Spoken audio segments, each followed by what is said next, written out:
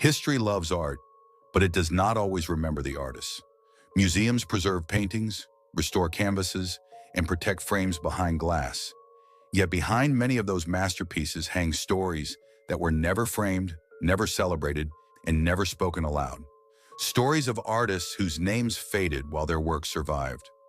When we walk through museum halls today, admiring colors, composition, and technique, we rarely ask who was ignored, who struggled in silence, or who died believing their work had failed, even though it would later be praised as genius. Art history, as we are taught it, is selective. It remembers success but forgets struggle.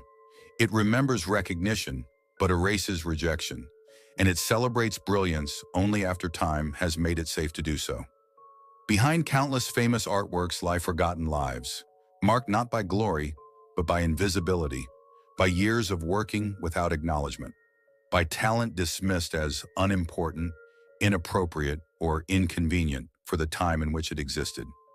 Some artists were ignored because their vision did not fit the expectations of their era, because they painted differently, thought differently, or dared to explore themes their societies were not ready to accept. And instead of being praised for innovation, they were pushed aside for being too strange or too much. Others were women, and that fact alone was enough to lock doors, deny education, restrict exhibitions, and erase signatures, forcing their work to exist in the shadows of fathers, brothers, or male contemporaries whose names history found easier to remember. And some artists were simply born at the wrong moment, into a world that did not yet have the language, the curiosity, or the courage to recognize what they were seeing, leaving their brilliance suspended in time, waiting for future generations to finally understand it. This is why art history is not only a story of creativity, but also a story of injustice. For every celebrated master, there are dozens of equally gifted artists who never received recognition in their lifetime, whose work survived by chance rather than intention, and whose names were lost while their ideas quietly shaped the future. The most painful truth is that many of these artists never knew their worth. They lived without fame. They worked without reward. They died believing they had been forgotten. They did not know that centuries later, their paintings would hang in galleries, studied by historians, admired by millions, and valued beyond imagination. They created not for applause, but because they could not exist without creating. Time, however, has a strange sense of justice. As archives reopen, as old attributions are questioned, and as historians re-examine the past, forgotten signatures begin to reappear, and names once dismissed slowly reclaim their place in history. Paintings once credited to others are reassigned. Styles once misunderstood are reinterpreted, and artists once ignored are finally seen. But this recognition comes late, often centuries too late. This video is not about fame, it is about absence.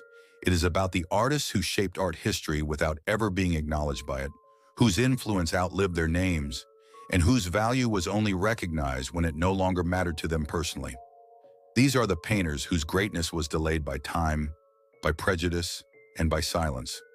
5 artists, 5 stories, 5 reminders that genius does not always arrive to applause. Sometimes it arrives too early, and history needs centuries to catch up.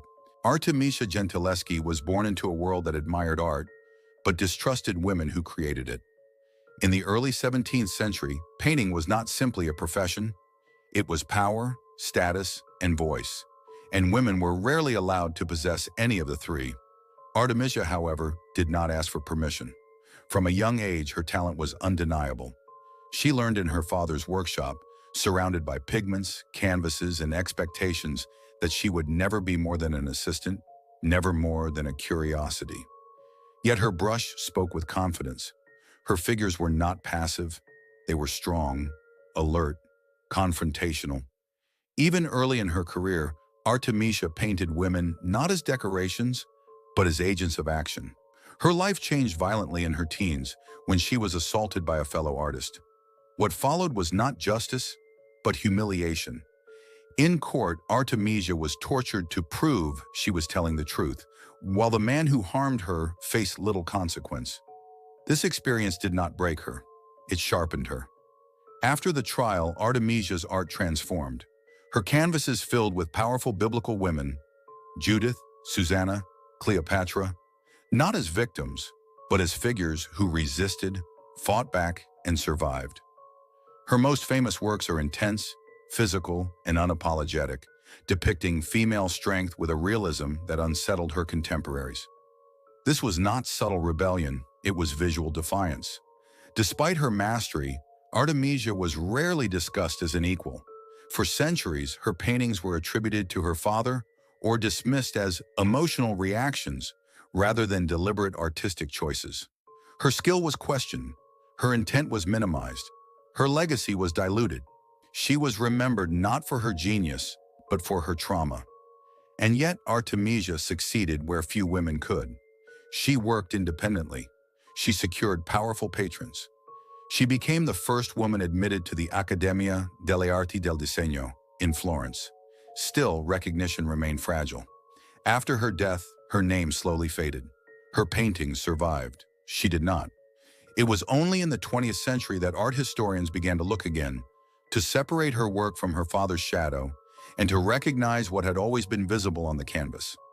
Artemisia Gentileschi was not an exception. She was a master. Today, her paintings hang in the world's greatest museums, not as symbols of suffering, but as declarations of artistic authority. Her legacy is not defined by what was done to her, but by what she created in response.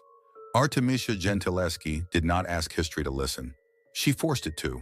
Clara Peters lived in a world where art was celebrated, collected, and traded. Yet the people allowed to create it were carefully chosen. And for women, the doors of recognition were usually closed long before talent ever had a chance to speak. In the early 17th century, still life painting was considered a quiet genre, decorative rather than powerful, suitable for private rooms rather than grand halls. And it was precisely within this underestimated space that Clara Peters built one of the most subtle and intelligent artistic voices of her time. Unlike history's louder masters, Peters did not announce herself through dramatic religious scenes or heroic narratives, but through tables carefully arranged with food, metalware, flowers, and objects of wealth, scenes that appeared calm on the surface yet carried deep messages about identity, status, and presence. Her paintings were technically flawless, displaying an extraordinary understanding of texture, reflection, and composition, where cold metal reflected warm light, soft bread contrasted with sharp knives, and fragile glass held the entire scene together in perfect balance, revealing an artist in complete control of her medium. Yet despite this mastery, Clara Peters lived in a time when being a woman artist meant existing at the edge of visibility, allowed to paint, but rarely allowed to sign, permitted to create but discouraged from claiming authorship, and remembered only when her work could not be ignored. What makes Peters truly remarkable is not only her skill, but her quiet defiance, because instead of demanding attention openly, she embedded herself into her paintings, placing tiny reflections of her own face into polished goblets, silver plates, and knife handles. Subtle self-portraits that declared her existence in a world determined to overlook her. These reflections were not accidents nor decorative tricks, but deliberate statements, whispered rather than shouted, saying "I was here" in a language only careful observers would understand. A form of resistance perfectly suited to someone denied a public voice. Her still lifes also challenged social boundaries, as she painted expensive foods, imported goods, and luxury objects typically associated with male patrons and wealthy collectors, demonstrating not only artistic talent, but an intimate knowledge of economic power and cultural exchange in early modern Europe. Despite her success during her lifetime, Peters' name slowly vanished after her death, not because her paintings disappeared, but because history failed to preserve the identity of the woman behind them, leaving her work to circulate without a clear narrative, often unattributed or discussed without context. For centuries, her paintings hung silently in collections, admired for their beauty yet detached from the person who created them, as if the art itself had emerged naturally rather than through careful thought, discipline, and ambition. This absence of recognition was not unique to Peters, but her case is particularly striking because her work never lost its value, only its author, proving that history can preserve objects while erasing people with remarkable efficiency. It was only through modern art historical research that her identity began to reemerge, as scholars noticed consistent techniques, recurring compositions, and those unmistakable reflections that connected multiple works to the same invisible hand. Slowly, Clara Peters stepped back into the light, not as a footnote, but as one of the earliest professional female still life painters, whose influence reached far beyond what her limited recognition once suggested. Georges de Latour painted a world where nothing shouted, where emotion was not explosive but contained, and where light did not reveal everything at once, but instead forced the viewer to slow down, to wait, and to look more carefully. Born in 17th century France, Latour worked during the Baroque period, an age known for drama, movement, and intensity. Yet his paintings moved in the opposite direction, stripping scenes down to their essentials and replacing spectacle with stillness. His figures rarely gesture wildly or react dramatically, because Latour was not interested in action, but in inner states, in moments of quiet concentration, contemplation, and moral tension that unfold in silence rather than noise. The defining feature of his work was light, often a single candle placed within the composition, illuminating faces and hands while allowing the surrounding darkness to remain intact, creating scenes that feel intimate, enclosed, and psychologically charged. Unlike many of his contemporaries, Latour did not use light to overwhelm the viewer, but to guide them gently, forcing attention toward small details, subtle expressions, and the quiet humanity of ordinary people. He painted saints, beggars, musicians, and everyday figures with the same seriousness, suggesting that spiritual meaning was not found in grandeur, but in simple acts and moments of reflection. Despite this mastery, Georges de Latour did not secure lasting fame during his lifetime, and after his death, his name faded almost completely from history, as his paintings were misattributed, forgotten, or assumed to be the work of other artists. For centuries, his art existed without an author, admired but misunderstood, its quiet power attributed to more famous names whose reputations could better carry it through time. This disappearance was not caused by lack of quality, but by the fragile nature of artistic memory, especially for painters who did not belong to dominant schools or leave behind vocal followers to defend their legacy. It was only in the 20th century that art historians began to notice a pattern, a consistent use of candlelight, a restrained emotional language, and a distinctive stillness that connected scattered works across Europe. Slowly, Georges de Latour was rediscovered, his identity reconstructed through careful study, and his place within Baroque art finally restored. Today, he is recognized as one of the great masters of light and shadow, not because he imitated Caravaggio, but because he transformed chiaroscuro into something quieter, more introspective, and deeply personal. Latour's paintings do not demand attention. They reward patience. They ask the viewer to enter a space where time slows, noise fades, and meaning emerges only for those willing to look beyond the obvious. His legacy reminds us that art does not need to be loud to be powerful, and that sometimes the most enduring voices are the ones history almost erased. Giuseppe Arcimboldo lived in an age that valued harmony, balance, and classical beauty, yet his mind worked in a completely different direction, one that transformed fruits, vegetables, books, fish, and flowers into human faces, long before the world had a name for such imagination. Born in 16th century Italy during the Renaissance, Arcimboldo was trained within a tradition that prized realism and proportion. But instead of imitating nature directly, he chose to reorganize it, breaking the human form into fragments and rebuilding it through objects that carried symbolic meaning. At first glance, his paintings appear playful, even humorous, as if they were visual riddles designed to entertain. But the longer one looks, the more unsettling they become, because what seems decorative slowly reveals an unsettling question about identity, perception, and how easily the human mind accepts illusion.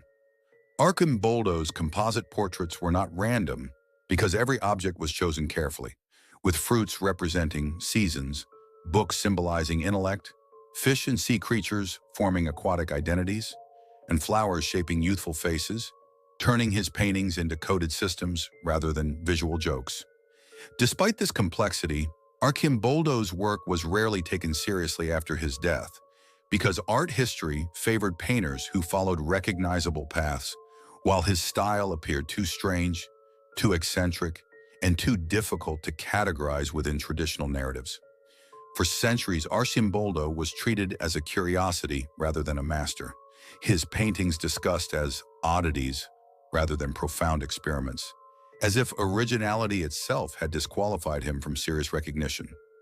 The irony is that Arcimboldo worked at the highest levels of power, serving the Habsburg court and creating works intended not only for amusement, but also for intellectual circles that understood symbolism, natural philosophy, and the hidden order of the world. His art reflected Renaissance fascination with classification, science, and the belief that nature itself could be reorganized into meaningful systems, meaning that his paintings were not irrational fantasies, but deeply intellectual constructions. Yet as artistic tastes shifted toward realism and emotional expression, Arcimboldo's work fell out of favor, surviving not because it was celebrated, but because it was too unusual to be destroyed, quietly waiting for a time when the world would finally understand it. That time arrived centuries later, when 20th century artists and thinkers, particularly the Surrealists, recognized in Arcimboldo a kindred spirit, someone who had explored the instability of perception long before modern psychology and avant-garde art. Suddenly, Arcimboldo was no longer a joke, but a precursor, a painter who had anticipated ideas about the subconscious, visual ambiguity, and the multiple layers of meaning hidden within a single image. Today, his paintings are seen not as strange exceptions, but as bold challenges to how we define portraiture itself, asking whether a face is defined by anatomy alone or by the ideas, materials, and symbols that shape identity. Arcimboldo's greatest achievement was not shock value, but his ability to force viewers to confront their own habits of seeing, reminding us that what we recognize as normal is often just familiarity, and that perception itself is an act of interpretation. He did not paint people as they appeared. He painted them as systems. And in doing so, Giuseppe Arcimboldo became one of history's most misunderstood and ultimately most forward-thinking artists. Michelina Wattier was one of the most gifted painters of the Baroque era. Yet for centuries, her name was almost completely erased from art history, not because her work lacked quality, but because history struggled to accept a woman who painted with such authority. In 17th century Flanders, Wattier mastered complex compositions, large-scale historical scenes, and even male anatomy, subjects considered unsuitable or impossible for female artists at the time. Instead of being celebrated, her paintings were often attributed to her brother or dismissed altogether, allowing her talent to exist without recognition, while others received credit for her skill. It was only in recent decades that art historians began to re-examine her work, realizing that the confidence, technical precision, and ambition visible on the canvas could belong to no one else. Today, Michelina Wattier is finally acknowledged not as a minor figure, but as one of the most remarkable painters of her generation, a reminder that history does not always forget because it lacks evidence, but because it chooses not to look. If these stories made you pause, if the artist's history tried to erase stayed with you even for a moment, then their voices reached you. These painters were forgotten not because they lacked talent, but because the world was not ready to see them. If you want to uncover more stories like these, the names history overlooked and the genius it almost lost, like this video so these stories don't disappear again. Subscribe to keep them remembered, and leave a comment, because history survives only when someone chooses to listen. The Enigmatic Veil.